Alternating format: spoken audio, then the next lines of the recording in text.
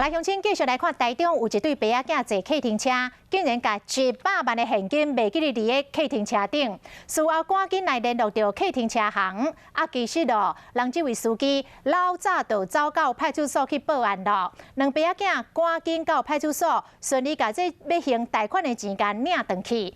伫个现场好拄到客停车司机，两爸仔囝想要提钱甲答谢，但是司机坚持袂收哦。两爸仔囝真感动。 穿红衫的客停车司机摕袋去警察局报案，讲这是人客伫咧伊车顶碰见的，拍开看，内底有真侪纸1000块，拢总有100万。这个时阵，一个白头毛的阿伯嘛赶过来，伊就是100万的主人，已经甲司机说多谢，佮直接摕300块要出司机油钱，不过司机讲唔免啦，不要拿就对了。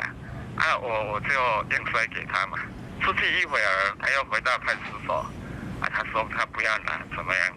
然后他就离开了。司机把钱送来派出所，佮坚持要收红包，互主人真感动。伊讲是和后生为银行领钱，要去还贷款。坐车时阵，两个人佮伫咧讨论还钱计划，伤过认真。落车时阵，就袂记咧甲100万摕走。尾仔想到紧联络客停车行，想到司机早就已经来报案。警方积极联络失主，及联系后，谢姓户主立即赶到派出所清点。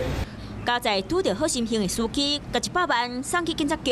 警察提醒民众坐客停车落车的时阵，一定要回头看一下，看敢有重要的物件，搁等伫咧车顶。另外，坐车进前上好嘛要有一个好管事，甲车牌号码记落来，安尼找车找人会较好找。